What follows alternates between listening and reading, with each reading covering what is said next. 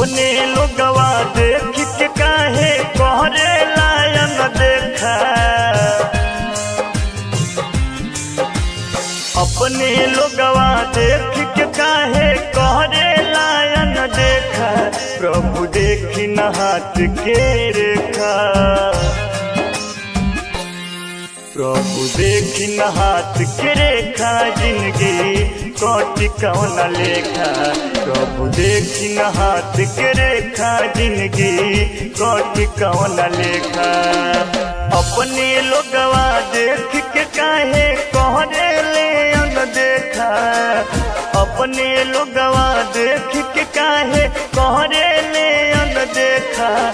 प्रभु देखी न हाथ के रेखा। प्रभु देखी न हाथ के रेखा। जिंदगी कोटि कौन लेखा। प्रभु देखी न हाथ के रेखा। जिंदगी कोटि कौन लेखा।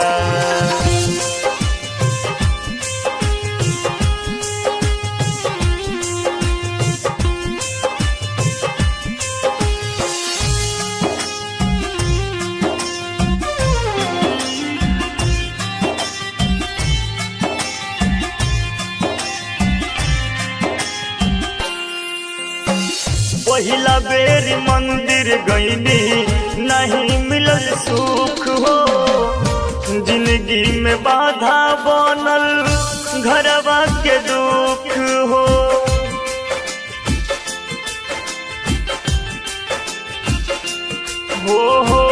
पहिला बेर मंदिर गईनी नहीं मिलल सुख हो।